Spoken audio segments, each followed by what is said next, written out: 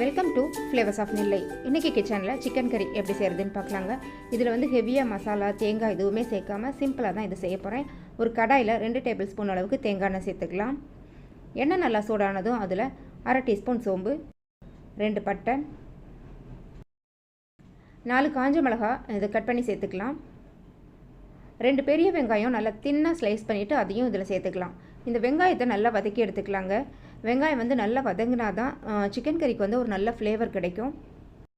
இந்த அளவுக்கு வெங்காயம் நல்லா வதங்கினதும் அதில் 1 டேபிள் ஸ்பூன் அளவுக்கு இஞ்சி பூண்டு பேஸ்ட்டு சேர்த்துட்டு அதையும் நல்லா வதக்கி விட்டுக்கலாம்.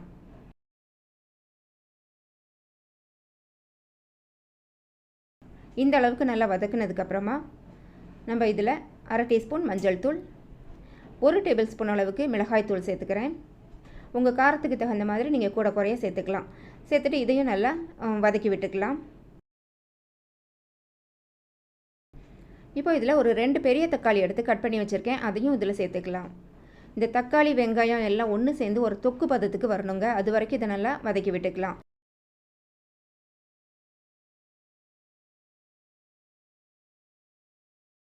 இப்போ இந்த வெங்காயம் தக்காளி நல்லா வதங்கிறதுக்காக கொஞ்சமாக உப்பு சேர்த்துட்டு அதையும் நல்லா கலந்து விட்டுக்கலாம்.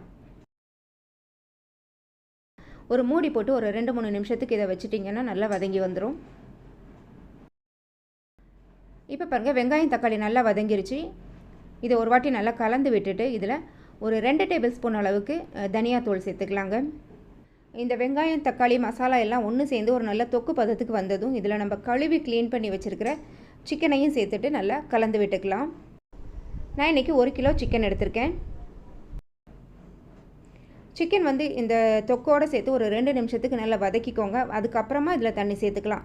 ஏன்னா சிக்கன்லேருந்து தண்ணி விடும், அதனால் ஃபஸ்ட்டே தண்ணி சேர்க்க வேண்டாம்.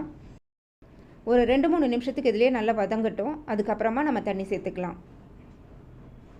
இப்போது சிக்கனுக்கு தேவையான அளவுக்கு நம்ம இதில் உப்பு சேர்த்துக்கலாங்க. ஃபஸ்ட்டே வெங்காயம் தக்காளிக்கு கொஞ்சமாக உப்பு சேர்த்துருக்கோம், அதனால் பார்த்துட்டு இதில் சேர்த்துக்கோங்க. உப்பு சேர்த்ததுக்கப்புறமா நல்லா கலந்து விட்டுட்டு இதுக்கு தேவையான அளவுக்கு தண்ணி சேர்த்துட்டு நல்லா மூடி போட்டு ஒரு 10-15 நிமிஷத்துக்கு இதை வேக விடலாம். இதுக்கு 1/2 கப்லேருந்து 3/4 கப் அளவுக்கு தண்ணி சேர்த்துக்கலாங்க. இப்போ இது நல்லா வேகட்டும், நம்ம அப்புறமா பார்க்கலாம். சிக்கன் நல்லா வெந்துருச்சு பாருங்கள். இப்போ இதில் 2 டீஸ்பூன் கரம் மசாலா தூள் சேர்த்துக்கலாம். கடைசியாக தான் கரம் மசாலா தூள் சேர்க்கணும், அப்போ தான் அதோடய ஃப்ளேவர் நல்லா நிற்கும். கடைசியாக கொஞ்சமாக கருவேப்பிலை, இது நிறையவே பிச்சு போட்டுக்கோங்க. கருவேப்பிலை வந்து சிக்கன் கறிக்கு நல்ல ஒரு ஃப்ளேவர் கொடுக்கும். கொஞ்சமாக மல்லி இலை, இதெல்லாம் சேர்த்துட்டு நல்லா கலந்து விட்டுக்கோங்க. கரம் மசாலா சேர்த்ததுக்கப்புறம் ஒரு 2 நிமிஷத்துக்கு ஸ்டவ்வில் வச்சுட்டு ஸ்டவ் ஆஃப் பண்ணிவிட்டு மூடி வச்சுருங்க. டேஸ்டியான சிக்கன் கறி ரெடி ஆகிடுச்சுங்க. இது ரொம்பவே சிம்பிளாக ஈஸியாக செஞ்சிடலாம். இந்த சிக்கன் கறி ரொம்பவே டேஸ்டியாக இருக்குங்க. சாதத்தோடு மட்டும் இல்லை, இட்லி, தோசை, சப்பாத்தி, இடியாப்பம் இதோடலாம் சேர்த்து சாப்பிட்றதுக்கு ரொம்பவே டேஸ்டியாக இருக்கும். இந்த சிக்கன் கறி ரெசிபி உங்களுக்கு பிடிச்சிருந்தா எங்கள் சேனலை மறக்காமல் சப்ஸ்கிரைப் பண்ணி சப்போர்ட் பண்ணுங்கள். தேங்க்ஸ் ஃபார் வாட்சிங்.